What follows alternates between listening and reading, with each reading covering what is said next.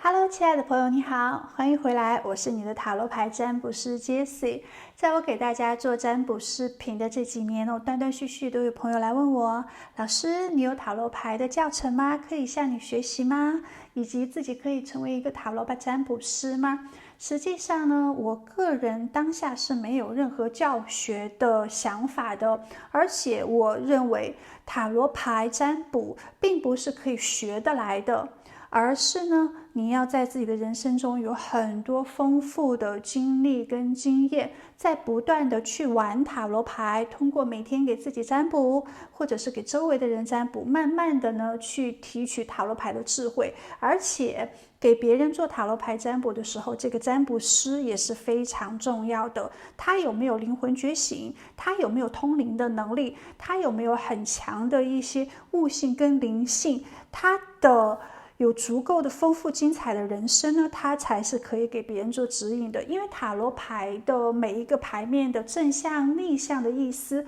网络上面都可以找到啊，你死记硬背下来就好了。但是呢，你真正要去解牌的时候，就要运用到人生的智慧，也要运用到灵性上面的智慧，同时你也可以沉住气，可以完全的静下来，与你的灵魂、与你的高我、与守护天使进行一个连接，才可以给别人做正向的一些引导哦。如果你年纪很轻，也许你20多岁，你没有经历过破财，你没有经历过事业的成功失败，你也没有经历过很多的情感状态的话呢，那这个时刻你是不适合成为一个塔罗牌占卜师的。或者是你刚大学毕业，你有希望成为一个占卜师这样的一个期待，那你就要忍住脾性，让自己呢在中年之后再去做可能研究这领域方面的事情。但是在中年之前呢，就要多多的去尝试不同的事业呀，去不同的城市生活呀，了解不同国度的人呐，这些都是非常重要的。因为我自己呢是从17岁就开始去不同的城市国家闯荡了，我也经历过非常多的一些事情，很难让我停下来做一件事情。所以在我30岁左右的时间，我突然的灵魂觉醒之后呢，开始在灵性上面有很大的发展。但是在我年纪很小的时候，从几岁的时候，我经常就可以看到灵异的一些东西，一直到我14岁，从小时候4岁到14岁这10年的时间，我有蛮多灵异的一些感官，跟看到一些鬼怪啊，也有做梦梦到天使啊、神佛之类的。所以人生命运是会把我往这个方向去推送的。再加上我在地球上已经有很多次的投胎转世了，可能这一世就是我最后一世在地球上，或者是我倒数第2次在地球上，所以我不会有小孩，我是丁克族。我也是一个无国家、无政府主义者，我把每一个动物呢都当成自己的同类，我也很尊重自己的动物本性。当下呢，跟自己的灵魂连接也是蛮深的，也做了很多年的冥想，那一直也有坚持自我的信仰。所以只有当你达到一定的修心、修性、修行之后，你才可以真正成为一位塔罗牌占卜师，可以给别人做占卜。因为当你给别人做占卜的时候呢，其实也在建一些业力哦。如果你的能量不够的话呢，可能在做占卜给别人做错误的指引的时候，那这种坏的能量或者是坏的因果关系，你就会积下坏的一些业力。那这种业力呢，会达到你自己本身的身上，让你可能在人生中有更多的一些波折，积累更多的一些业障。所以要成为一个塔罗牌占卜师并不是很容易，并且一定要想清楚，不要因为觉得好玩，觉得好像有意思，可以给别人建议，就慌慌张张、忙忙乱乱的去成为一位塔罗牌占卜师。这些呢都是非常重要的，好吗？希望每个人呢都想清楚，你可以玩塔罗牌，你可以给自己呀，或者是给身边的好朋友去算一算，去玩一玩。大家可以做一下派对的时候呢，去感受一下塔罗牌的智慧跟能量。你可以保持兴趣，但是你要走这个职业专业的道路的话呢，一定要三思，好吗？希望呢，大家都可以积累满满的福气不要建立任何的一些业障。也希望很多塔罗牌占卜师呢，都用最专业、最有爱的能量去扩散。因为有个别的一些想要做塔罗牌占卜师的朋友呢，会加我的私信，会问我，你是怎么样支付你的费用啊？占卜费用是多少啊？等等的。其实很明确的就知道，这个人是来打探这些占卜讯息的。虽然我心里很清楚，但是我也愿意分享这些占卜讯息。比如说，我要做占卜是有 A、B、C 选项的，其中 A 呢就是你占卜3个具体问题， B 的话呢是一个大方向的问题，你可能没有具体的问题，比如说你的正缘讯息呀，或者是你今生的事业讯息啊，或者是宇宙要给你的等等的一些运势、一些提醒啊。那选项 C 的话呢，就是看你的前世今生、你的灵魂天赋、人生使命。在每一个向我来做占卜的人呢，实际上我都非常推荐你做 C 选项，先了解自我，了解自己，你的天赋、你的才华，你自己今生大概会有怎样的一个状态，以及前世是怎样。当你对自我有更多的认知之后呢，你再去可能选择你的事业，选择你的人生目标。因为在做 C 选项的时候，就会让你豁然开朗对自我有更强的一个认知。那是有这样的一个选项，费用的话呢，也是$45、290人民币、1300台币，这样做一次占卜是30到60分钟。还有就是找我做占卜的时候，我只需要你的头像照片，我不需要你的名字，不需要你的出生年月日。因为西方的这个占卜呢，不会看你的生辰八字，而是通过你的能量来做一个占卜。那支付方式的话呢，有 PayPal， 有信用卡，以及有微信转账这样的一个方式。那有的人会来打探这个消息，但我可以明显的感受得到，谁是可以做好塔罗牌占卜师的，谁是不可以的。有的人来打探的时候呢，他没有带着爱的能量，他就是问你问题，也不会说谢谢，而且感觉这个人是有着比较抵触之心的。但是有的人呢，是带着感激之心，是很有感恩的这种心态的，并且呢，也是非常喜悦开心的能量来打探这个消息。在得知你的占卜方式之后呢，他会非常高兴的说谢谢，也祝福你等等之类的这种话语。那你就看到这一个人可能未来他是可以做好占卜师的，因为他是有带着爱的能量的，并且他的心态呢是非常的健康，很有灵性也是注重有好的业力福报的人。所以亲爱的，希望呢，无论你是否做塔罗牌占卜师，对于任何事情都保持着足够的礼节，都保持着足够的感恩之心，并且有爱的这种能量的话呢，你是可以在自己的人生道路之中越走越顺利的。因为你会结下好的一些业力跟运势，可以不断的去提高自己的磁场跟能量，也可以让自己呢知命改运。但如果你做任何事情都觉得别人应该理所当然的告诉你都是可以有利用价值或者是有利可图的话呢，那你今生的人生道路可能就越走越窄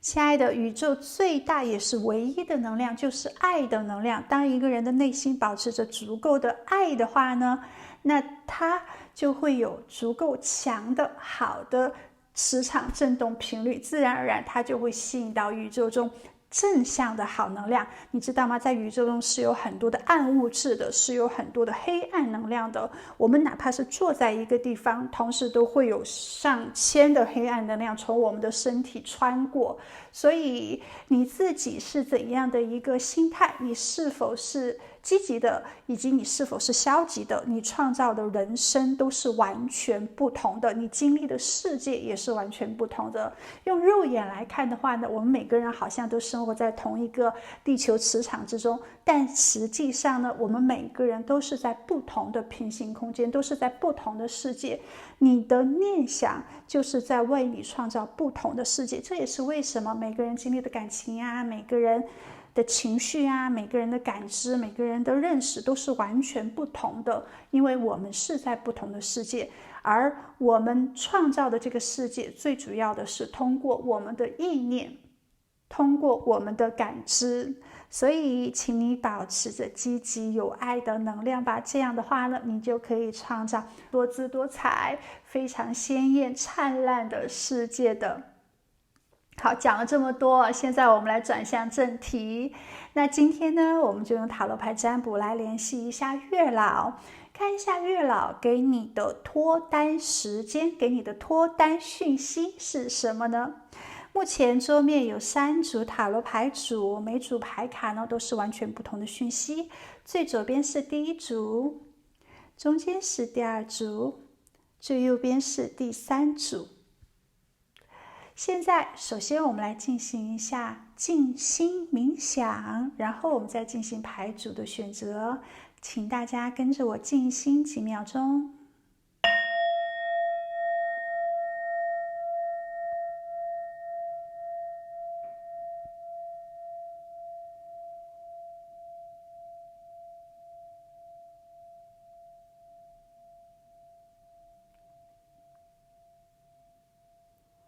现在进行一下牌卡的选择，哪一张牌卡给你的能量最强烈呢？选择好之后，在视频下方的信息栏有对应的每组牌卡的时间，点进去就可以聆听月老要给你的讯息了。记得在聆听讯息之前点赞、留言、分享。如果你还没有订阅 Jessie 的频道，记得订阅 Jessie 的频道，我将持续给你带来丰富的占卜的。好，现在你选择好了吗？我开始为你做占卜咯。好了，亲爱的，选择左边第1组的你，我们来接受一下宇宙当下给你的讯息。那么首先呢，我们来验证一下你自己近期的情感状态跟心态。感觉在情感里面呢，你不想去做太多的选择题，还不想分心，可能自己呢也没有刻意的去创造一些机会认识陌生人啊，去不熟悉的环境啊，或者是参加一些活动啊，可能更多的心思呢还是在自我的身上。当下呢，你会觉得一个人自由自在的，非常的开心，没有人约束你，没有人管束你，也不用为了别人呢去注重去奉献，或者是去做一定的妥协改变。就目前来说，会觉得随缘是最好的，你的心态呢也是比较平衡的。如果遇见了自己非常心动的人，如果遇见了自己很想要跟对方在一起的人的话呢，那你可能就会去奉献一些自己的时间精力去做一些追逐啊，或者是去做一些更多的约会哦，去增加大家更多的一些机会。但是如果没有遇见自己理想中的恋人的话呢，那就好好的享受自己的生活就好了，自己玩开心也是蛮好的。所以是在一个耐心等待的能量之下。那对于有的朋友来说，可能也确实忙于自己的学业，或者是忙于自己的事业，忙于自己的生活，先让自己呢更加的稳定，更加的有别的方向的一个发展，在自己的事业之中啊，财富之中啊，有更多的一些安全感，有更多的稳定之后，再去说爱情吧。所以心态呢也是并不是很着急的。当下呢也没有想过一定要去结婚啊，或者是一定要建立持久的恋情啊，或者也不觉得自己一个人就是孤单的，也不觉得2个人在一起就是幸福的。当下也是有自我可以照顾好自己，自己也是有自我爱的能量，自己的幸福价值感的，不会放低自己的爱情标准，也不会太过于的去迷恋爱情。思想呢还是比较理智的，自己在情绪方面呢照顾的也蛮好，所以生活轻轻松松的，也是一种比较幸福的状态，内心呢也是充斥着满足感的。如果在感情里面出现这种纠结啊，或者是一定要去选择的话呢，如果真正的还没有达到自己100%愿意去奉献的情感的话呢，也大可不要。如果只是肤浅的情感啊，或者是仅仅的一些很淡的一些动心的感情呢，其实你宁愿选择一个人单身，一定真的要是在对的环境遇见那个对的人，真的那个让你非常满意的人，你才会愿意去做人生的调整，自己在做当下的改变的。其实这样也蛮好的，好好的去感受自己的生命，感受自己的人生。这个是你吗？如果是的话呢，我们就可以继续往下听哦。看见你跟自己脱单的对象，有可能是在你自己shopping 购物的时候认识的彼此。也许这一个人呢，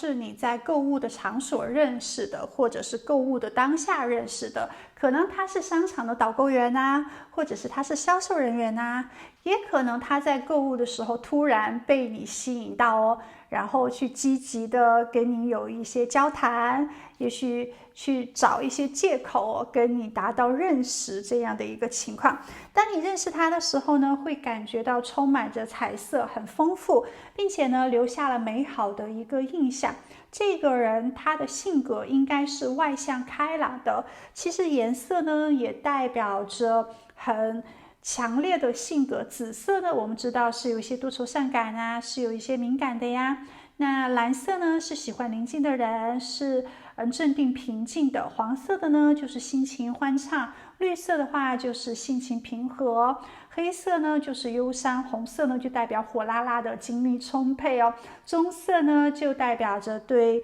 物质基本的欲望非常的强烈。当你遇到这个人的时候呢，你会觉得他身上是有很多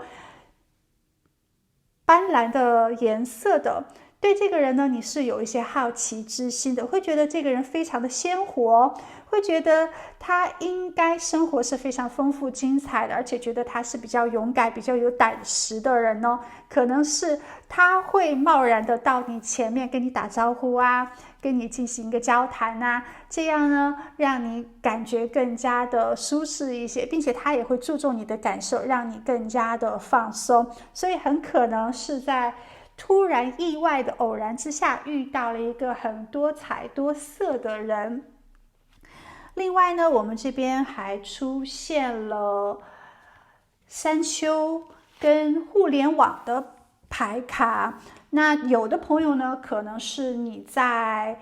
自己爬山的时候，或者是在做户外活动的时候认识的这一个人，也许他也是很喜欢户外活动的，很喜欢去骑自行车呀，或者是游泳啊，或者是登山啊，也是比较很注重运动健康的一个人。同时呢，另外也代表你跟这个人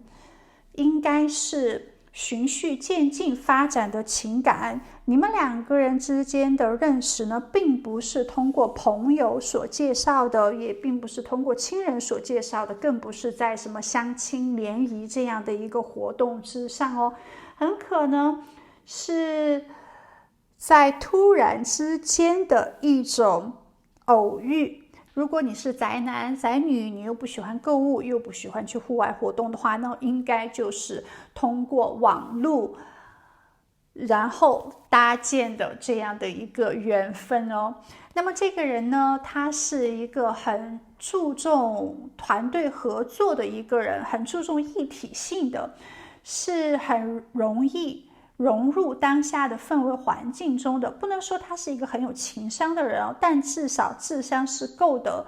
他是喜欢分享并且喜欢搭建统一性的，并不是一个事事出头或者是特别叛逆的人。把他扔在人群里面的话呢，他可能是比较随波逐流，因为他更加的注重一种和平、一种和谐的状态。如果大家都在认同某一件事情的话呢，他也会认同的。如果大家可能都讨厌某一件事情或者是某一个想法，他也会受这样的一个影响去做这样的一个辨别的。他不太喜欢自己过于的独特或者是过于的特别，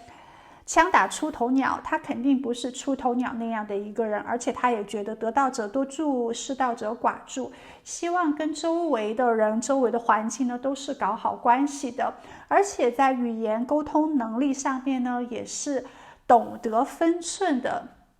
知道在什么样的一个环境做什么样的一个事情，在什么样的人面前说什么样的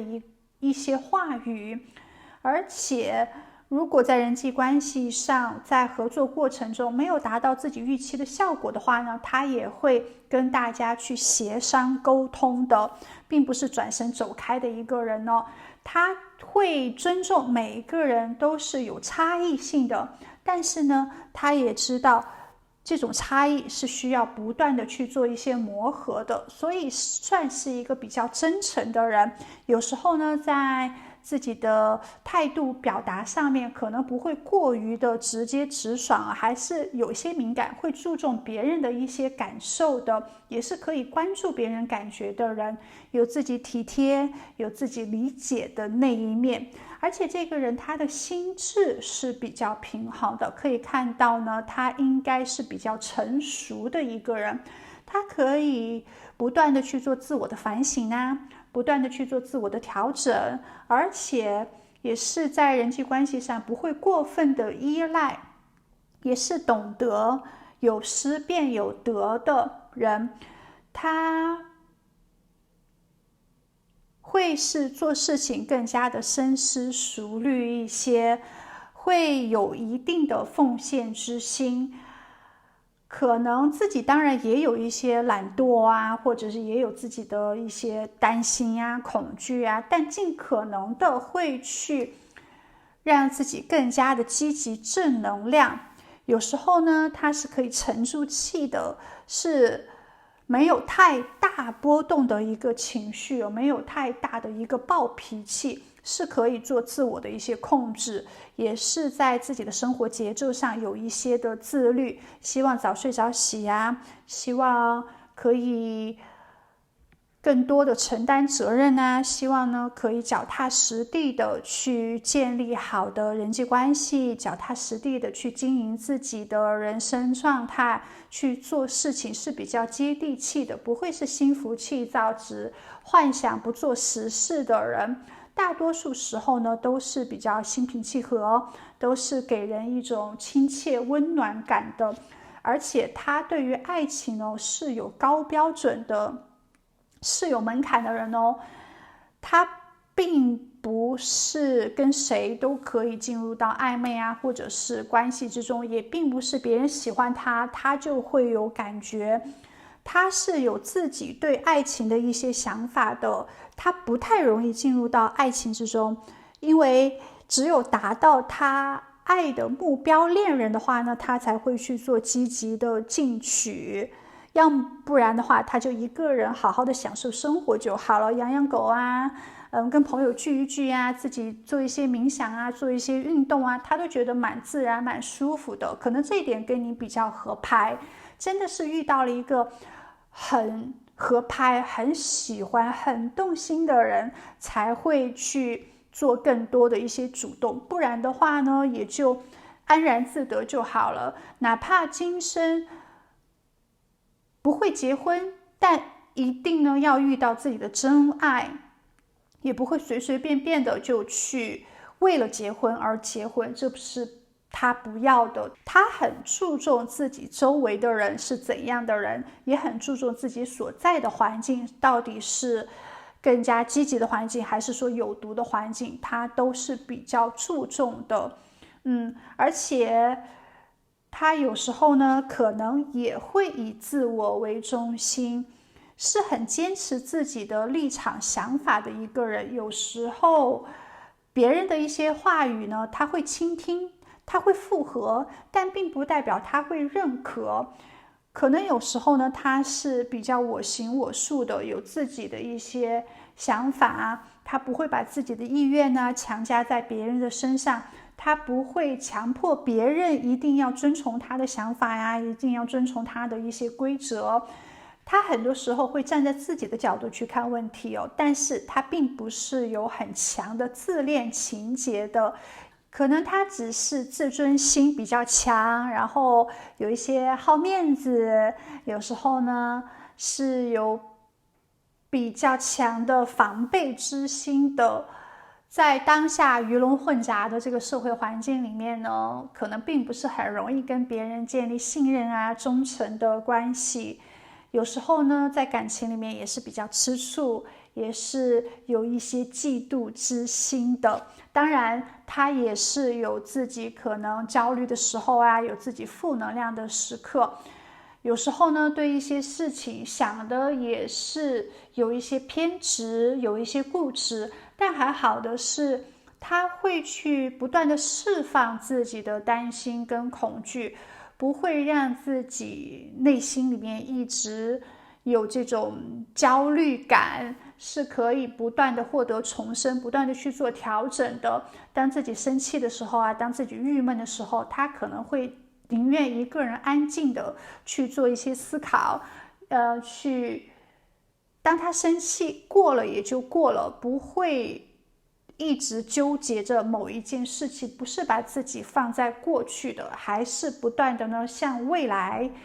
看齐的一个人。而且他也会尽可能的去平衡自己的好，自己的坏，那自己的丑，那自己的一些邪念，是可以让自己不断的更加的成长，更加的成熟。跌倒之后呢，是吸取经验的人哦，算是比较越挫越勇的。而且自己生活中的一些坏毛病啊，一些坏习惯的话呢，他也是可以慢慢的去做一些纠正的。希望自己遇到的恋人哦，大家是可以一起共同的去经营更美好的人生。那大家呢都可以因为彼此而让自己有更美好的地方绽放，让彼此去改掉一些坏习惯啊、坏毛病啊。要的是一个也对自己有高标准、高要求的人，这是他的期待。好，你们两个人相遇的时候是有比较强的化学反应的。当他第一眼看到你的时候呢，就深深的被你诱惑了，就迷恋上你了。就无论如何一定不能错过这样的一个缘分，一定不能错过这样的一个人。好不容易遇到自己很强兴奋感欲望的人，那么一定要让自己更加的勇敢，上来搭讪啊，上来跟你聊一聊。其实在第一次你见到他的时候呢，也是蛮有感觉的，这种感觉呢来的还是比较强烈，所以愿意给他更多的机会，让你们有第二次的联络。然后在这份情感里面，大家都是保持积极、保持乐观的。其实很莫名其妙的，第一次见面的时候，就是有一种熟悉感，感觉这个人也许在曾经某一世见过，或者是也许在自己的梦里出现过，或者是两个人在交谈的时候呢，会觉得并不会很尴尬，有一种比较亲切的能量。实际上你们确实是有前世关系的，在曾经的某一世呢就相约，在这一世要再一次的重逢，再一次的再续前缘。所以在第一次见面的时候呢，大家很快的就破除了陌生感，大家就可以循序渐进的无话不谈，而且在这种语言的沟通上面呢，算是比较顺畅的。而他呢，也会觉得你就像天使一样来到了他的生命之中，因为你的出现呢，给他更多的一些治愈和滋养，你给他带来更多的一些期待跟希望。当他遇见你之后呢，他会觉得人生都变得美好了，心情都变得非常的爽朗了，任何生活中的麻烦小事呢都不再麻烦了，都是属于那种幸运的，觉得看所有的事情都是很顺眼，都是很顺心的。而且在你们俩的关系里面呢，你会给他很多正向的一些语言，很多正向的一些建议，让他有满满的一些收获。他自己呢肯定是有负能量，肯定是有很纠结的那一面的，但是呢，你让他有更多的释怀，有更多的释放了。他其实觉得你是一个非常坚强的人，你在他心中呢，应该是没有太多的忧愁、忧伤，或者是太多的一些闲言闲语的。他知道你是一个非常积极乐观的人，但是他也很想去保护你，他对于你呢是有一些保护欲望的，是很想要宠爱于你的。同时呢，他跟你在一起，有时候觉得自己像一个白痴一样，像一个傻子一样的，觉得自己好像又回到了小孩子的时候，无忧无虑啊，或者是没心没肺啊，或者是就是很想要跟你在一起，就要跟你在一起，没有太多的一些杂念，不会把很多的事情想得过于的复杂，而且跟你在一起有时候他就不知道该说什么，不知道该做什么，是非常的爱你的，是有一点点害怕在你面前做错，但更多的是呢，想真实的在你面前展现自我。他会很相信，只要他努力付出的话，你应该也是会给他足够的爱的回馈的。他其实在遇到你之前呢，根本不相信什么灵魂伴侣啊，可能对于灵性啊、灵魂学这方面呢，没有太多的一个研究，他更加注重事实，更加注重科学。但是当他遇到你之后呢，他真的会感受到人与人之间的这种缘分是非常奇妙的。这个世间存在着大多数人都是不懂自己，但是就能遇到可以跟自己非常懂、非常合拍的人，即使大家生长环境、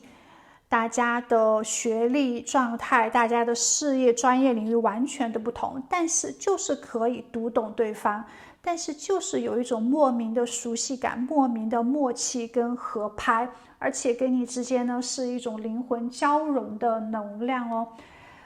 同时你对他呢也是很有这种神秘感的，他对你是保持着好奇心的，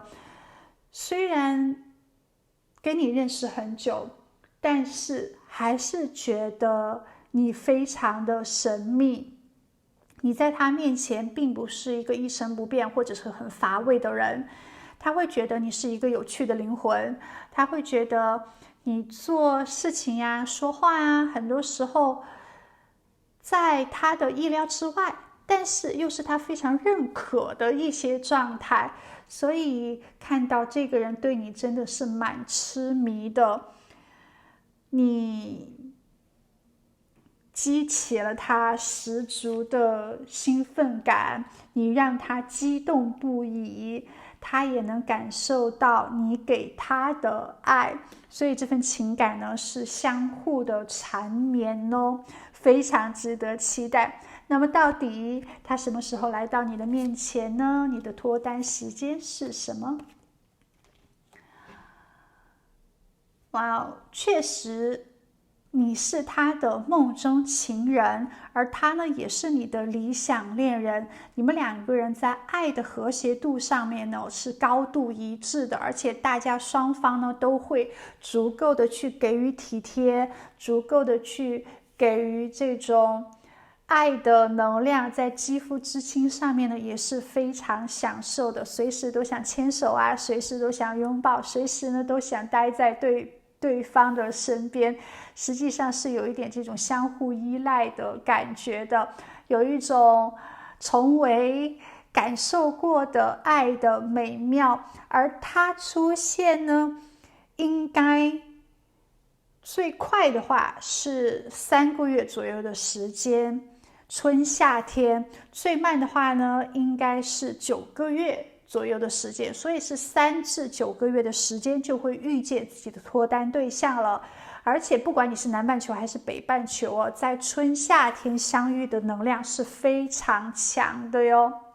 所以亲爱的，在这个春夏天时节，多多的享受个人的时间，你可以去购物啊，你可以去上网啊，你可以去参加一些户外活动啊，不一定随时都要一大帮人或者是跟朋友在一起哦，只有你一个人的时候会增加更多的偶遇哦，好好的享受吧。那我们今天的占卜就到这里，我们下一期再见喽，拜拜。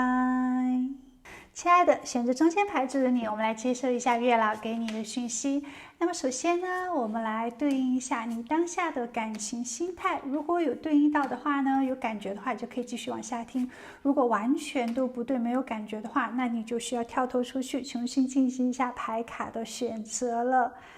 其实当下选择这组牌组的朋友，你们很多人都对于婚姻没有太多的一些期待，当下呢，对于建立家庭觉得还好，没有想过要去一定找一个人建立家庭，要去养育孩子，要去有这样的一个非常稳定持久的关系，会觉得情投意合更好。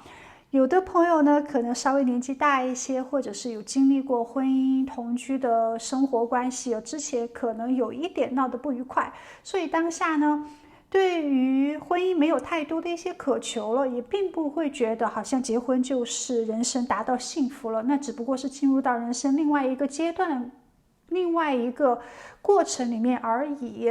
那婚姻呢，可能比谈恋爱会更加的乏味啊、麻烦啊，或者是有更多需要去处理的事情呢，反而觉得两个人轻轻松松、自由自在的爱情的互相滋润的话，更加的美好。最想要的呢，是要两情相悦，觉得谈恋爱比结婚有意思多，有情趣多了。当下呢，你可能不是很想要求建立很稳固的爱情关系，之前还是挺想要建立的，但现在可能没有太大的一个渴望，有一点点冷漠，愿意在一起就在一起吧，不愿意就分开吧。舒服和自由以及自愿呢是第一位，分手的话呢，也会真的觉得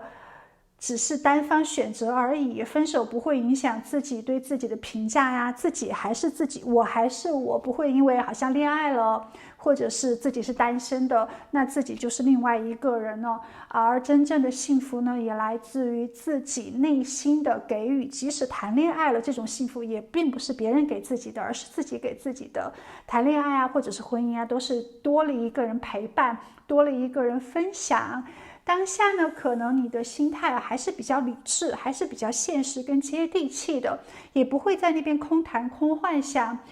想要更加的独立，想要在人际关系、情感关系里面更加的平等，想要那种互相真心喜欢的恋情，而这种情感呢，不会刻意的让你去做一些妥协啊，让你去做一些改变啊，而仍然是一种很轻松、很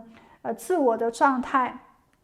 在情感里面，你也不要求什么，不要求对方要有很好的物质条件，你也不要求对方给予你爱的幸福或者是爱的依赖。实际上你自己一个人就可以有足够挣钱，让自己生活的比较舒适，虽然可能并不会大富大贵哦，但是呢，也不会让自己活得非常的贫苦，需要另外一个人去依靠。那么在感情里面呢，自己一个人生活也是想去做什么就去做什么，想怎么样安排自己的时间，怎么样安排的生活，就可以怎么样的一个安排。那也不是说一定要有一个人一起去玩才是好玩，自己一个人也可以去玩很多的东西呀。所以呢，也会觉得当下自己是在一个比较好的生活状态。有的朋友呢，也在调整自己的心态，从消极的负面的能量里面更加的积极。可能之前是有一些情绪化，或者是经历过一些分离呀、伤痛的当下呢，正在做自我的疗愈，希望自己在感情里面更加的清醒一些，更加的理智一些，会觉得不把任何的希望指望在建立感情关系上面，也不会对于情爱急于求成。希望在感情里面呢，大家都是可以互相传递的正能量的。如果这份情感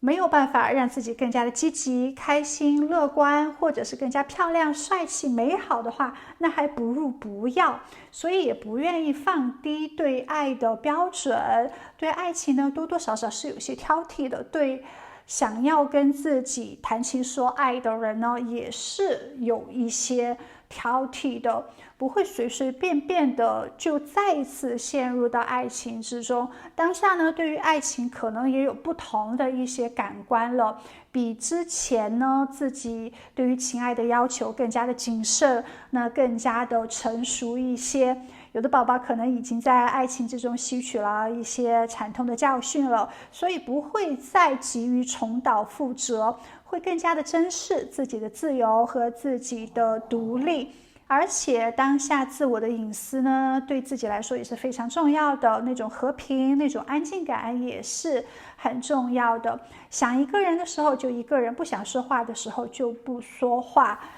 即使进入到感情之中，也不愿意很快的就搬过去跟自己的恋人同住，或者是自己的恋人即使再可爱再美好，但是不合适的话，或者是对自己提出太多要求的话，那也是可以冷静的去断绝这种关系的。即使会带来短暂的痛苦，但为了对方而去变成自己不想要变成的那个样子，去做无底线的妥协，并不是自己的选择。更喜欢在感情中大家相互的诚实，那相互的开放，大家是一个在平等的状态之下，出现了感情问题一起去解决，不要拐弯抹角，不要有任何的一种逃避的心态。而且当下你也会觉得人跟人之间还是要保持一定的冷静和安全的距离，远香近臭。而且当下呢，你还有宝剑女王这样的一个乐于独处的品质，你可以轻松的用书籍呀，或者是自己一个人做做瑜伽、听听音乐来代替朋友或者是恋人，不需要用陪伴来驱散自己的无聊。在感情里面呢，也希望遇到一个更加成熟，而且行动积极性但不会鲁莽的人。真的遇到了很合拍的人，再去投入到爱情之中吧。而对于有些年轻的朋友呢，你的想法也是比较前卫的，可能觉得传统的婚姻并不是幸福的人生标准，也并不觉得好像每个人都必须要经历婚姻这一个步骤，只不过这只是人生的一个频道的转换而已，有就很好啊，去感受一下婚姻不错的，但是没有遇到那个真正让你愿意放弃自由，愿意给予足够的时间精力去创造建立家庭的人的话呢，那就好好的享受恋爱，好好的享受单身吧。有的朋友甚至觉得那谈恋爱一辈子也不要结婚，过于的麻烦，因为结婚之后呢，男人是会变的，女人也是会变的，需要很多的一些责任啊、担当啊，需要处理双方父母家庭的一些关系啊等等的，所以会觉得简简单单就好了。选择这组牌组的朋友，你们大多数人呢，当下可能对婚姻没有太大的一个期待，但是对于这种真诚的爱情呢，还是有所期待的。不过心态呢，也放得比较平和，有在更多自我的疗愈，有在更多的脚踏实地的去先创建自己的人生。可能是这样的一个心态吧，觉得自由自在的，蛮舒服的，还没有急于想要去做任何的突破或者是改变呢。如果这是你的话呢，我们就可以继续往下听咯。好，首先呢，我们出现派对这张牌卡，那么月老就告诉你哦，近期这一段时间呢，可以多多的参加一些活动啊、派对啊，去玩乐吧。在这些玩乐的场所里面、娱乐场所里面，可能会遇见自己的脱单对象，或者是让你感觉到心动的人。多去热闹的场合，在这些场合里面呢，你是可以足够散发出自己迷人的魅力的，你也会玩得非常的尽兴哦。你越快乐，越容易诱惑别人；你越快乐呢，越容易遇到自己心动的人。在荷尔蒙比较迸发的时刻呢，可能会让你更加的有激情，更加的有兴奋感。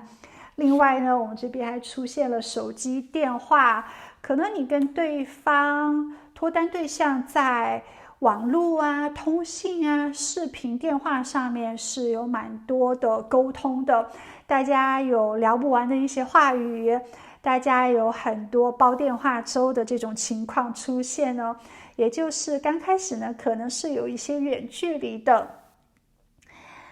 但是内心呢充满着很多的好奇，也充满了很多的期待，所以在邮件啊、手机通话上面呢，是可能会让你有蛮多新鲜的感受的。还有就是呢，我们这边出现了家庭牌卡，有的朋友可能是通过自己的亲人、家人，或者是通过自己的朋友认识的，甚至有个别的朋友可能是跟自己的发小在更多的这种社交网络上面连接沟通之后呢，情感获得更深的提升了。那另外呢，我们这边还出现了飞机这张牌卡，也可能近期呢会有一些时间去出差啊，或者是去旅行啊。那如果家人朋友是有旅行这样的一个邀约的话呢，你真的是可以去参加的。可能在旅行的这个过程里面，会遇到自己心动的人、脱单对象，也有可能在自己乘坐交通的，或者是有交通交流这样的一个场合，有动物移动这样的一个场合呢，是会遇见自己的脱单对象的。那么月老呢也给你的提示哦，就是近期多多的和家人聚一聚，多多的和朋友聚一聚，都会给你带来脱单这样的一个机会存在的。也是可以的话呢，多去旅行一下，多跟旧的朋友联系一下，也是会让你创造脱单的机会的。而你的脱单对象呢，他是一个喜欢阅读的人，可能有时候呢自己也会写一写日记啊，或者是写一下博客啊，或者是有写书的习惯哦。那我们这边手机这个讯息呢，可能也代表这个人是你在网络上面的认识的一个博客主，或者是有他在网络上面写出自己的一些内心真实对某件事情的看法，然后呢，你有留言，你会认同他，或者是你想反驳他。你有留言之后呢，大家有这样的一个书信往来哦，讯息往来，然后更加的熟络起来。各自去发表各自的意见，但是对对方呢都有蛮多的一些好奇的，然后慢慢的有这样的一个情感的加深，从网络上面呢转移到现实生活中的接触哦，大家可能一起会去探讨文学啊，大家一起去探讨某一部电影作品啊，或者是了解去探讨当下的一些时事政治啊，可能是因为这样的一个机缘巧合建立情感上面的联系的，所以近期让你的生活更加的丰富多彩，绝对是会给你自己带来好的桃花运势的。而很好的是呢，你的脱单对象他是一个沉得住气的人，这个人呢也是可以静下心来好好的阅读，并且也是一个很注重精神世界的人。他可能喜欢不断的去接收新的文化、新的一些知识、新的讯息，是有上进之心，是愿意去学习的，而且呢，也注重自我的一些智慧。我们也可以看到哦，他是可以光脚走在地上的人啊，也是没有太多的权利啊、事业欲望的，感觉是一个比较务实派、脚踏实地生活的人。接下来我们这边还出现了很有度假的这种感觉啊，可以有足够的金钱物质条件去沙滩走一走啊，去旅行啊，去享受自己的假日啊。那代表呢，这个人他要么家庭物质条件就是不错，是不太缺钱的，应该从小呢就生活在一个很喜欢旅行或者是很享受生活的家庭氛围之内。小时候一般家人带着孩子到处去旅行的话呢，这个孩子长大之后他也是喜欢到处走动的人。如果小时候呢可能家庭的环境让这个孩子很难去旅行，比较封闭的话呢，总是在学校啊家里面这样流动的话，可能这个小孩子长大之后他就没有那么大的一个勇敢或者是愿意去闯荡的心思了。所以看到呢，你的脱单对象小时候家里对他的教育还是蛮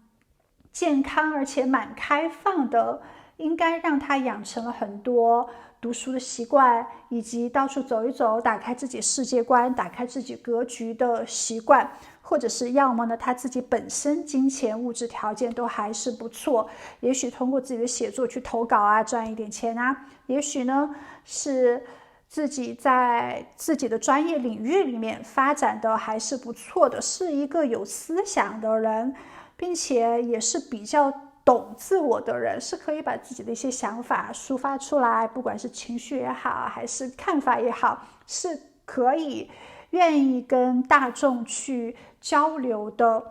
并不是一个很自我封闭或者是非常内向羞涩的人。当然他有自己外向的那一面，他也有自己内向的一面，可能看事情会更加的通透一些。金钱物质世界呢都应该是比较健康富足的，除此之外呢他还充满爱的能力。那么从这一点呢就确实看出来这个人的人品道德观都还是蛮不错的，而且家庭幸福的孩子更会以一种快乐宽容的心境去看待一切事物，可能他从小呢就在一个充满阳光啊充满爱的环境中长大的，所以当自己成年之后呢，会对爱的把握，对人际关系上面的互相理解啊，以及自己的一些语言表达上面更加的准确，对于爱呢会有更多的感知接受能力，可以准确的了解感悟体会对方对自己爱的表达，也可以很好的回应对方爱的表达的。所以这个人呢，他也知道如何去爱自己，他也知道如何恰到好处的去拒绝爱，并且如果遇到他不喜欢的人，他去拒绝的话呢，他也会尽可能的把对别人的伤害降到最低的程度。这个人呢，他的生活方式跟生存状态都是很顺其自然，都是很这种休闲很舒畅，是很温暖的。他的生活节奏呢应该是那种安然自得，然后潇潇洒洒不慌不慢的那一种，可能他也会给你带来很浪漫的情怀，可以让你呢不断的去吸收正能量，可以让你去学习爱，以及学会爱的表达方式。也是这个人他是不断完善自我，可以感觉到自我幸福价值感的人，你跟他在一起呢应该也会感觉到非常的和平跟和谐哟。而且他是确实是可以不断的清除自我的负能量的。对于喝酒或者是喝茶喝咖啡的话，他更多愿意去喝茶喝咖啡，可能不太愿意进入到一种放纵的生活状态里面，更加的希望日出而作日落而息，并不代表他是一个老人家，只不过有一些些的自律。当他进入到有毒的环境或者是认识了有毒的人的话呢，他可能尽快会离开的，不会让别人觉得不舒服。但是呢，道不同不相为谋，他很知道自己适合怎样的一种生活状态，适合怎样的人脉圈子，所以是一个不断会去做一些反省，也会不断的去有一些新的开始的人。对于自己很不适合的人事物呢，他是可以果断的离开的。对于自己身上的缺点呢，他是可以果断的去做一些修正的。在自己做一些选择上的时候呢，他更加注重自我的一些价值，是一个元气满满，也非常有积极乐观心态的一个人。做事情也是好马不吃回头草哦，或者是比较坚决的。一旦爱就深爱，一旦不爱那就好聚好散吧。他会是在人生中不断的去感受体验，也不断学习成长的一个人，会觉得地球是一所学校，有很多七情六欲啊，有很多的人情世故啊，有很多现实的一些磨难，都是自己要去接受，并且也要去不断的成长去经历的。会是一个很享受人生的人，也是会不断的去修行，不断的去成长，自我进化的状态。另外呢，你们两个人应该是会互相学习的，你会去学到他身上的一些优点，他的以及一些比较好的待人接物啊、为人处事这方面的情商、智商。而他呢，也会在你身上去看到你美好的优势的那一面，他也会去取经，也会去学习的。所以这份情感会让双方都得到一个成长哦。大家呢都保持着一种谦虚之心，不会觉得因为我爱你，所以理所当然的你就该对我好，而是因为我爱你，我想要跟你在一起，所以我会珍惜你，我也会从你那边去吸取到好的能量，是这样的一种心态呢，进行互相的滋润。那么另外一个讯息，我们之前有讲哦，也许下一个脱单对象是你的发小，因为这是一个大众占卜嘛，所以看这个视频的人比较多。对于有的朋友来说，可能这个人是你的旧的同学，或者是旧的同事，更多的可能性呢，应该是旧的同学，然后你们再一次的联络，或者是因为同学会啊，因为一些旧的这种派对啊，大家又见面了之后呢，重温了这种情感，或者是看到彼此都有很大的成长。这一次呢，就不是以同学的心态去面对彼此了，而是以成人的吸引力的角度去面对彼此的。首先也许对于有的朋友来说，这个旧的同学，你们之前可能在读书的时候就有过一小段的暧昧，或者是一小段的这种敬仰、倾慕的想法。然后这一次再一次相遇呢，刚好两个人又单身啊，或者是刚好这一次时机对了，然后就进入到了更多感情上面的培养，或者是遇见对方的时候又重拾了这种当年青春的那种感情的期许，重拾了那种浪漫，然后进入到情感更深的培养的。这一次呢，就有更多的时间、更多的精力、更多的可能性了。那对于有的朋友来说呢，可能这个发小啊，或者是之前认识的人呢，你们之间也许可能有一段即将在一起的情感，但是又阴差阳错没有抓住那个机会。这一次再次重逢相遇之后呢，就再续前缘，或者是破镜重圆呢。有的朋友可能会跟自己的前任在一起，之前的认识的人在一起，但有的朋友呢，可能会是跟未来新认识的人在一起，但是在认识这个人之后呢，会释放自己前任留下来的一些伤痛，可能之前在感情里面是有一些不开心、不满足，或者是有一些失望、沮丧，甚至呢是有让自己对情感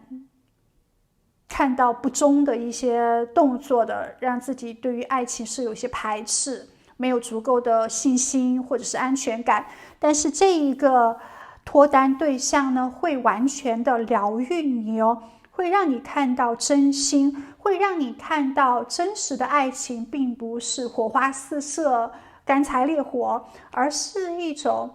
很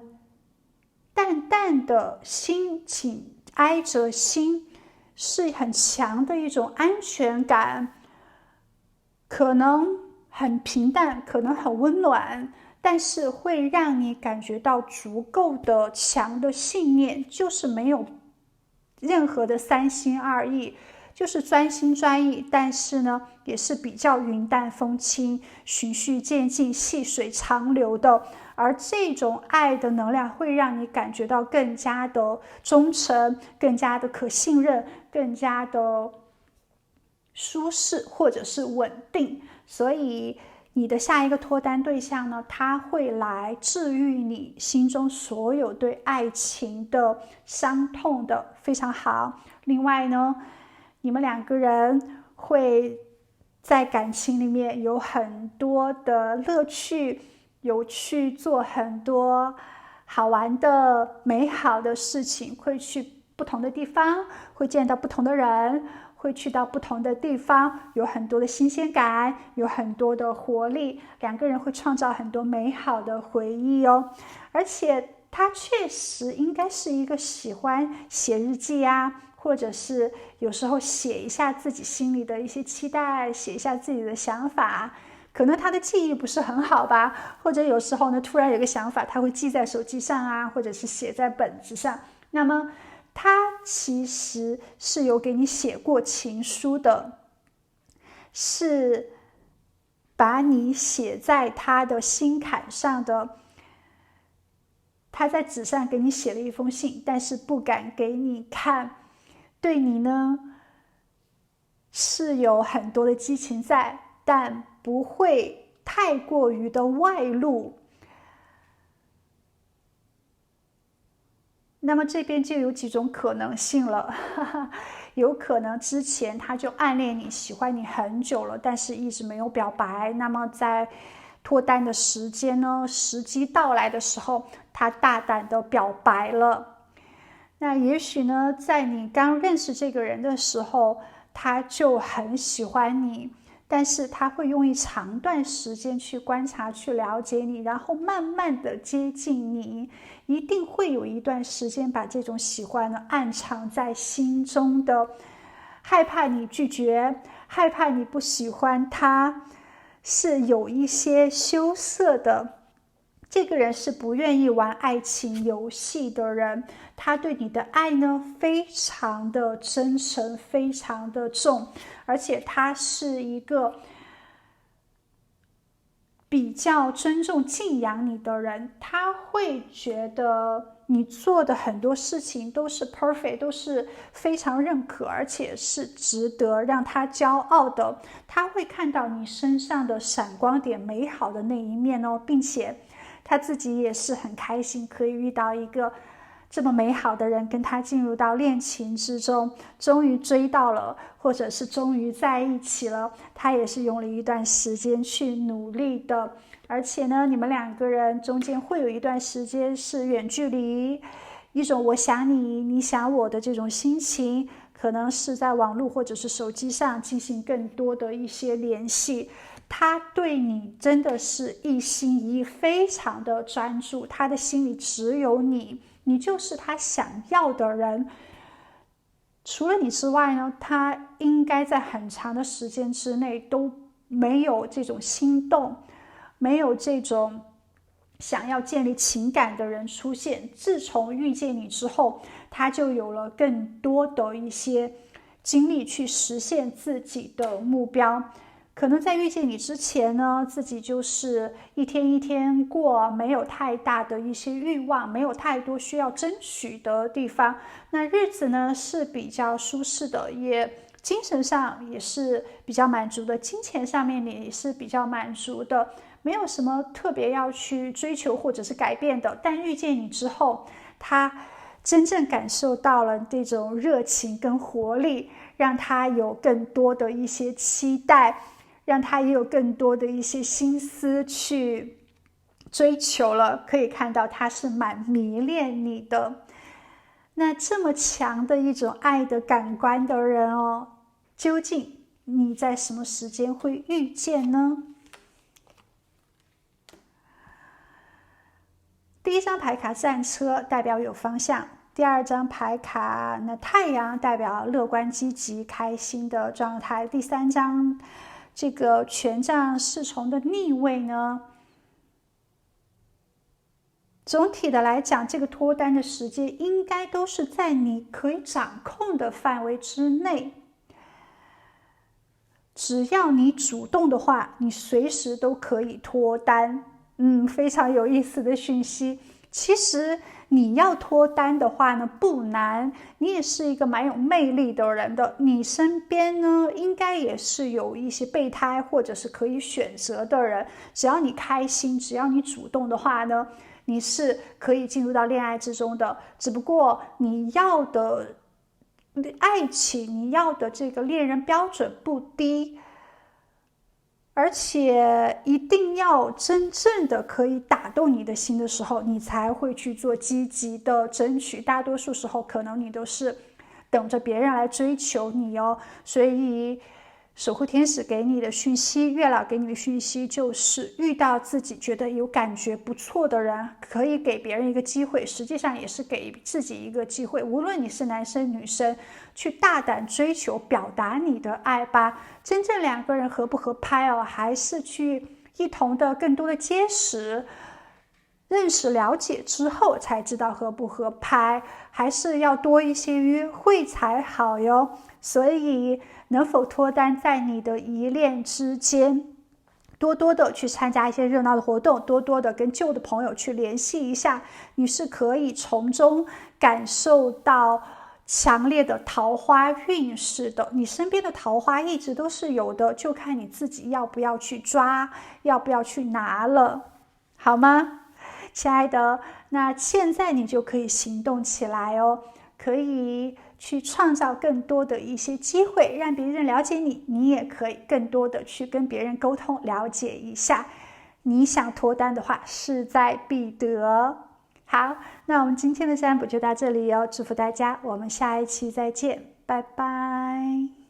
Hello， 亲爱的，选择右边第三组的你，我们来接收一下月老给你的讯息。首先来对应一下你当下对感情的心态是如何的。如果有对应到一部分，或者是有感觉的话呢，我们就可以继续往下听。如果完全没有感觉的话，你就需要跳脱出去，重新进行一下牌卡选择了。其实当下呢，在爱情的想法里面呢，你都是比较正面的，而且自己也没有什么情感的伤痛或者是不好的记忆，即使有的话呢，你已经完全疗愈了。当下对感情的心灵状态是比较积极，而且是比较主动，是非常健康的。对于情感呢，你更希望的是展望未来，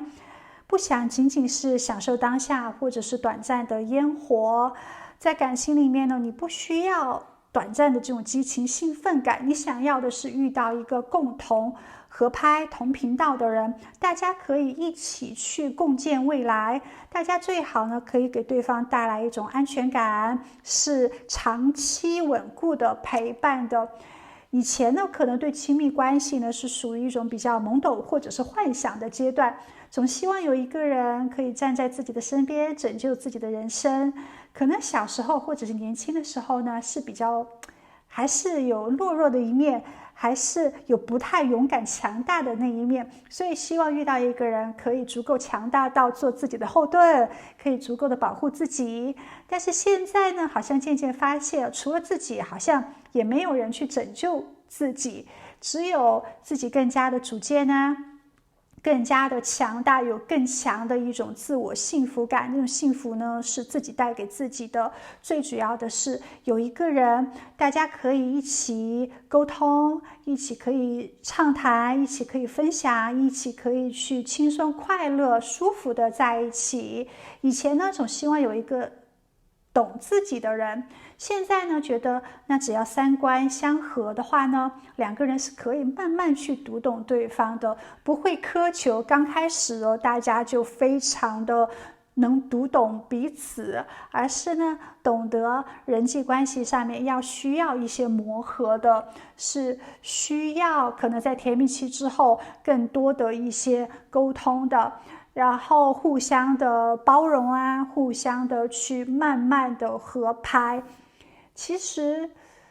对于浪漫啊，或者是罗曼蒂克，当下也并不是很要求，不会说情人节啊、七夕节啊要有生日礼物啊，或者是要有圣诞礼物啊，要有情人礼物啊，或者是烛光晚餐啊。其实这种比较商业式的求爱啊，或者是展示这种爱的力量，对于你来说并不是很重要。最主要的是两个人的真心，最主要的是两个人是否愿意努力的、坚定的去维持这份关系，不离不弃，更加的愿意细水长流，更加的愿意去做一些妥协，愿意有更多的合作精神。因为对于这些礼物，对于这些烛光晚餐，其实自己都可以买，自己都可以办，你也可以不断的有自己的经济基础，两个人的情感呢，可以建立深层次的地基，对于你来说是非常重要的。而且现在在情爱里面呢，你算是比较通透，算是比较聪明有智慧的，你会知道如何去建立这种体贴，如何去建立这种关怀，你也知道如何去表达爱的感谢。在感情里面呢，更希望自己积极乐观一些，更希望在语言上面也可以达到一些好的效果，在做事情上面呢，也可以更加的脚踏实地一些，为对方去做一些服务啊，比如说煮一顿好吃的晚餐啊，或者是帮另外一半按摩一下，或者是两个人一起来做一下家务啊，或者是在对方生病不舒服的时候去主动的做一些行动上面的关心啊。当然自己呢也希望彼此都可以把专注力放在大家的身上，真的去感受到这种彼此的爱，一起去从事很多喜欢的活动，那一起去约会，一起去聊天，一起去看电影，一起牵手拥抱亲吻，更多的这种身体接触，增进彼此的情感。当然你不会觉得幸福是一个人去做的，你会觉得幸福呢是两个人共同去创造的。两个人从小生长在完全不同的原生家庭里面，本来就会有不一样的价值观，最主要的是遇到双方都觉得还不错，对的人，然后一起来磨合，创造幸福。首先呢，大家讲的话都是可以去互相理解，愿意去倾听的，而且呢，你也不渴求找到那个十全十美对的人。你可能会把感情形容成一个爱的账户一样，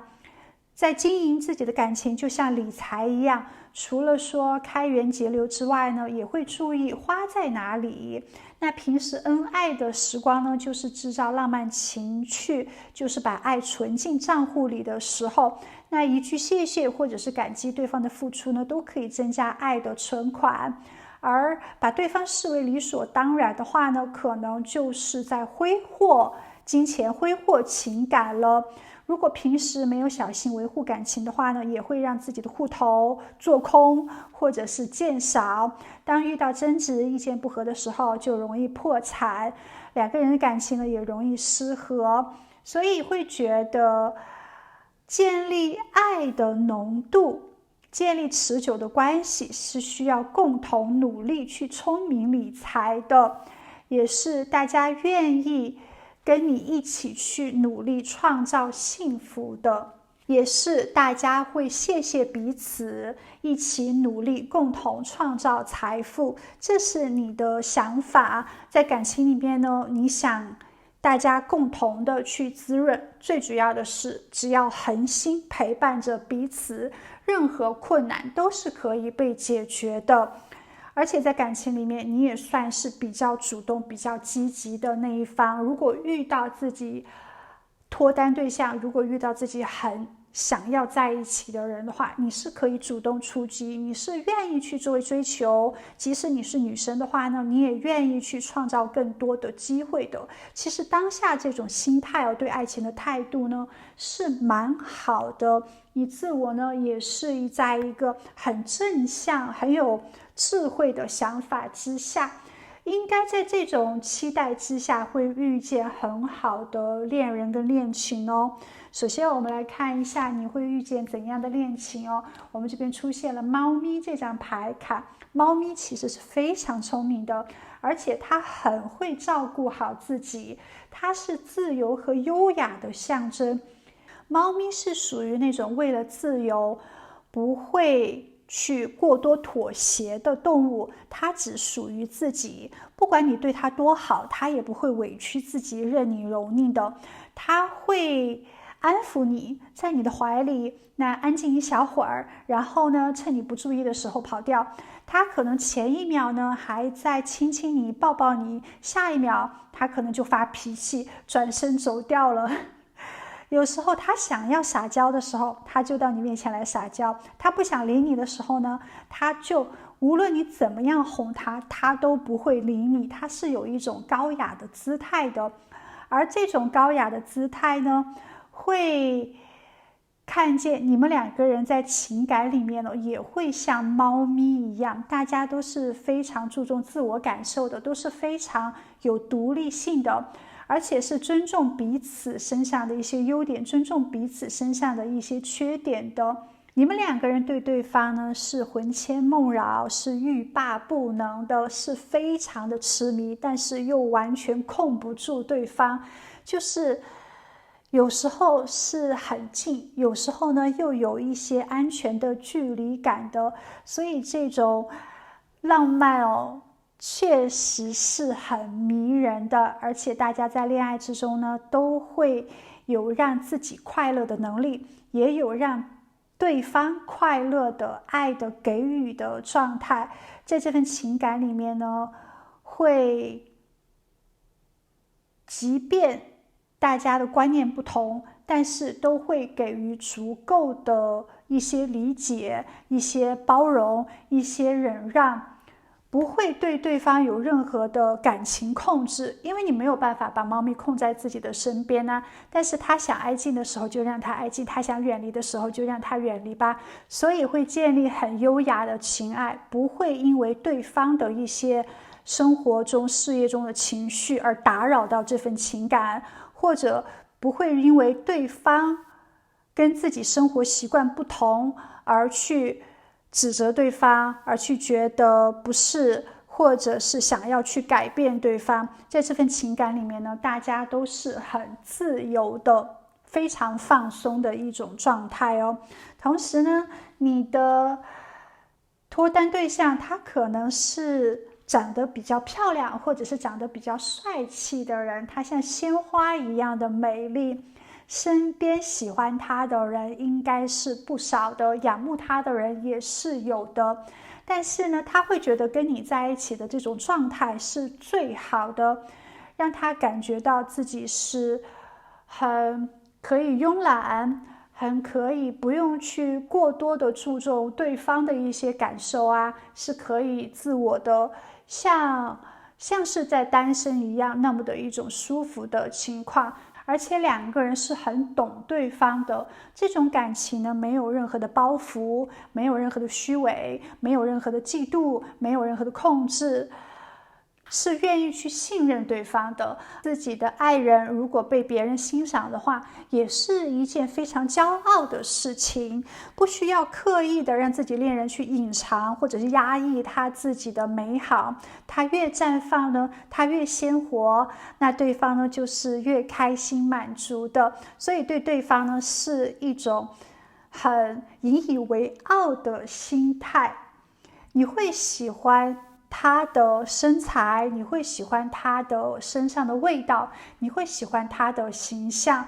即使他第一眼并不是很迷人，他都是属于很耐看的，越看越漂亮，越看越舒服。而且随着年龄的增长他还会越来越优雅，越来越绽放的美丽的，是因为他你会更加的美丽迷人，而因为你呢，他依然会美好的去做绽放，不需要刻意的去隐藏自我。接下来我们这边出现了童年之家这张牌卡，有可能你们两个人就是来自于相同的国家，特别是有一些生活在国外的朋友，如果你选择这组牌卡的话呢，那月老告诉你，可能你的脱单对象呢是跟你同一个国度的人。有的朋友可能你的脱单对象来自于你的家乡，你当下生活的城市，不会是在远距离的状态而且这一个人可能是大家偶遇的。这边出现了电梯这张牌卡，相遇的那一刻就是非常强烈的感觉，就像坐电梯直上直下一样，它是会给你带来情绪上很大的一个波动的。而且在进入到恋爱之前，你们应该就想好了要去结婚，要去建立长久稳固的爱情，就是有非常坚定的信心的，就是即使出现很多的一些困难挑战，但非他不娶或者是非他不嫁，有这样的一种强有力的意志所在，所以非常的专注而你的脱单对象呢，他也是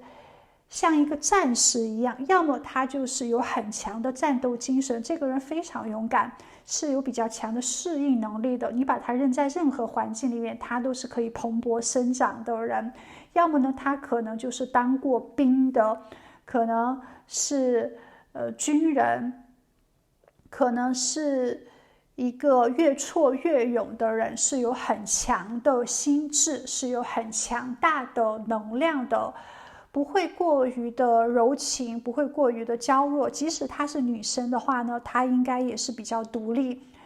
比较坚强的，不会有很强的依赖之心，也不会随时撒娇的那一种希望任何事情呢自己都亲力亲为，不想依靠家人也不想依靠周围的人给自己力量。他是有责任心、担当能力的，他是可以一个人独自生活的很美好的，所以这一点呢，你也会觉得被你所敬佩。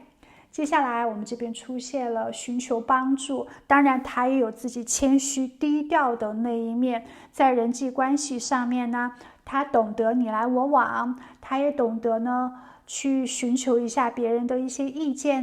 当自己可能想法比较偏激或者是想不通的时候，也许呢他是可以去问问别人的一些看法的。这种看法呢并不代表他要遵从他有自我的一些主见，但是他会希望自己从不同的角度去看一件事情，然后去用不同的角度去做一些选择，去做一些决定。而且在人际关系上面呢，他也懂得如何去经营，如何去维护，是一个比较有情商的人。因为在人际关系上面，你想要去跟别人建立很快的达到一种熟悉的状态的话呢，那你去寻求一下别人给你某件事情的建议，可能就趁这个机会去建立很强的人际关系了。那也代表着你跟你的脱单对象呢，在刚开始联络的时候，也许就是在寻求帮助的状态之下。可能他向你请教某个问题，也可能你找借口向他请教某一个问题，然后就搭建了这种机会。大家呢都是比较积极的去面对彼此的，都是有一种想要追求彼此的心思哦。而且这一个人呢，他内心是有比较强的自我幸福满足感的。大多数时候呢，他的想法都是比较正向的，都是有积极的信念的。即使他一个人生活，他也很难感觉到孤单、孤独、寂寞，他也是可以把自己的生活安排的足够的充实、丰富的。他身边的朋友呢，应该不少，他喜欢去的地方、喜欢参加的活动呢，应该也不少，是足够享受自己的生命时间的，而且也是一个很爱大自然、很爱地球的人，也多多少少注重一些环保。他也是让你感觉到很欣赏的人哦，而且这一个人的声音非常的好听，你喜欢听他说话，你喜欢听他唱歌，你会迷恋上他的声音。他是一个在外人面前并不是很多话的人，但是在你面前他就是可以侃侃而谈，可以聊很多自己的人生经历呀，当下的所有的感受啊，他是愿意很真诚的讲出自己所有的一些经历的，希望自己在你面前像一个白纸一样，或者是希望自己在生活中发生的所有的事情都让你知道，他对你是100%的坦诚的。而你呢，也在他的这种积极坦诚之下，有更多的一些顺畅的沟通，也最后呢，两个人可以达到一种无话不聊、无话不谈的状态哦。不仅是像恋人，也会像知己、好朋友。当他有任何困惑，或者是他在事业上面有任何想不通、麻烦的地方，他也是会向你询问的，他会直接的去讲出来。你们两个人呢，在语言上面，在精神上面是有很强的连接的，而且他的想法也是比较特别的，他是一个无政府主义者，他是一个不喜欢被人类游戏操控啊，或者是控制的一个人。可能他对于很多事情想的都比较通透。那大多数政府呢，实际上并没有为老百姓去做服务，都是在为一些达官贵人啊，或者是领导有权力的阶层在做服务。他呢，觉得当下很多政府的一些政策啊，其实都蛮愚蠢的。他不相信去政府工作的人都是抱着要为老百姓服务，要去为民生解决问题的心态去工作的。而大部分呢，爬到领导阶层的人，他应该不是做了很多实事，而是他懂得如何去拍马屁，他懂得看领导的眼色，他懂得如何的阿谀奉承，或者是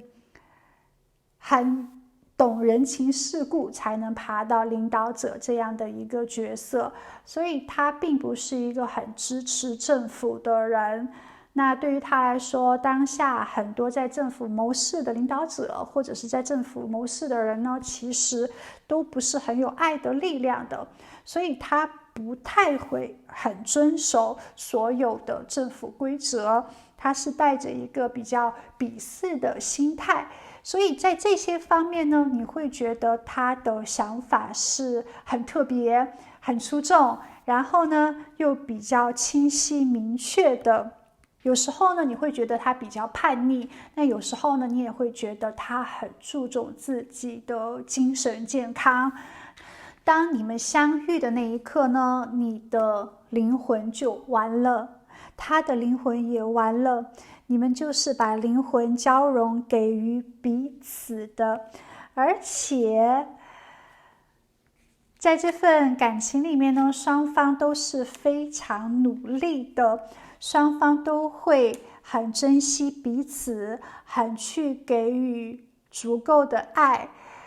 并它很快就会出现哦，你的脱单对象很快会出现。而且你们两个人之间要么就是有共同的朋友的，要么就是在认识之后有共同的朋友，也有可能是朋友介绍的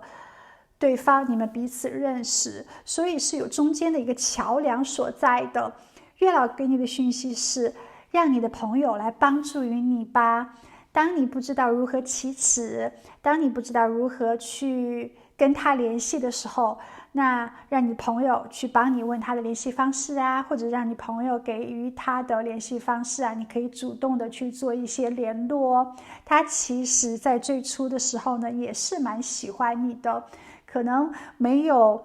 一个很直接的机会让你们留下联系方式哦，并且呢，有可能在你们的情感里面呢，两个人最刚开始没有办法去捅破那张纸，所以也需要朋友去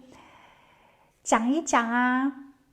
去做一些介绍啊，去做一下媒人呐。另外呢，也有可能对于有的朋友来说，你的脱单对象是自己朋友介绍的，所以身边的朋友是会给你带来一些爱情积极的消息的。好，他正在为我们未来的努力而去理财。当下呢，这个人呢，他会不断的去存钱，他不是一个浪费金钱的人，因为他是想的比较长远的，想有足够的存款去建立自己的家庭，或者是让自己和自己的爱人都足够的有物质上面的安全感，所以是一个后顾之忧的人，也是一个比较接地气务实的人，是注重物质世界的安全的，是想的呢比较远，也是有很多顾忌的，深思熟虑的人蛮好，是比较成熟的心智的，不会大大咧咧，你爱我我爱你就好了。那也是一个可以成立家庭的人，他的期许呢，就是遇到自己非常合拍的人建立家庭，跟你是很相似的，所以两个人可能也会是在联谊的场所认识哦。他特别喜欢你的笑声，你的笑声对他来说就像是毒品一样吸引着他。他喜欢你的声音，你也喜欢他的声音，你们两个人有蛮多的相同之处的，而且他觉得你的这种阳光灿烂会给自己带来更多的乐观，会即使自己忧愁的时候，只要听到你的笑声，他顿时就开朗了。所以呢，希望你现在可以多多的展露一下你的笑容跟你的这种吸引力般的笑声，好吗？也谢谢你对他非常的耐心，你们两个人确实可能在认识到脱单这段时间还是有花了一些时间跟精力的。他非常感谢你愿意等待他，他非常感谢呢你愿意专注的对待他，他对你呢是有感激之情的。而且最刚开始哦，他以为可能大家就是一面之缘，或者是仅仅的很浅层次的这种喜欢留下好感呢，没有想那么多。但是慢慢的呢，他会发现遇见你之后一直会想念着你，之前遇见任何陌生人有这种感觉的话呢，很快都会淡忘了，随着时间这种情愫就流失了。但是跟你相遇之后呢，好奇怪哦，你的形象啊，你的笑声啊，一直在他的头脑里面抹不去哦。所以说第一次见到你的时候，他已经爱上你了，只是他自己不知道而已。他会是对你非常认真的，很有责任之心的，想着可以一起去共建未来，想着你可以在他身边感觉到足够的安全。无论是在感情上面，他希望给你非常专一的决心，让你看到你跟他在一起是不会有其他三心二意或者是其他背叛原则的情感变故发生的，他想给你这样的一个安全感。然后在金钱上面呢，他应该也会力所能及的让你看到他是一个比较踏实可靠的人。可能在进入恋爱之后呢，他就会慢慢的向你袒露他自己的存款啊，他自己的金钱条件啊，让你呢感受到足够的满意。只有在这样的能量之下呢，他才会觉得自己是有在做长期打算的，想随时都向你展露他自己的真心。那么这个脱单对象到底什么时候出现呢？这边的讯息数字的话呢是9，那么代表着9个月之内应该就可以脱单了。对于有的朋友来说，他可能跟你一起参加过朋友的聚会。对于有的朋友来说呢，这个人你可能已经见过了，他可能一起跟你参加过一些共同的运动啊，或者是共同的活动。这个人呢有点妙哦，你可以跟他修成正果的。对于有的人来说，你们未来呢是可以建立长期稳固的恋情的，甚至是可以进入到订婚结婚这个能量里面呢。所以下一朵桃花呢是你的正桃花，你们两个人可能不仅仅是在一起玩乐的情感，而是呢真正的珍惜彼此的恋情。而对于有的朋友来说，这个人可能你知道是谁，你们还在进行一个选择，还在进行一个更多的认识跟了解吧，慢慢来，不着急，耐心一些也是可以的。对于有的朋友来说呢，这个人应该是会让你觉得跟他在一起，你们的磨合期蛮短的，你们可能不会有太长时间的这种意见不合啊、三观不一致的情况，两个人是属于一拍即合的类型。而且在一起认识越久之后呢，会发现两个人的想法态度越来越相像，你们是可以互相影响，而且达到想法一致性的。所以亲爱的，近期呢可以多多的去参加一下朋友聚会，可以多多的去参加一些活动，走起来哦。可能是在人多的地方认识到的彼此，而这个情感呢来的是比较快的，但是真正的脱单呢不会很容易，不会很快，但一旦建立爱情之后，那就是很愿意认定彼此成为后半生的唯一了，是会给你带来积极的能量，是会让你感受到足够满足的。不管是他的外表形象也好，他的性格魅力也好，还是你们的一些待人接物生活习惯也好，都是非常相似的。而且呢，你都算是比较欣赏他，他也是比较崇拜欣赏你的，所以是在一个有很少对立、很少矛盾，甚至不太容易吵架的这种关系之下哦，非常棒，很值得期待。好，那我们今天的占卜就到这里，祝福你在地球玩得愉快，我们下一期再见，拜拜。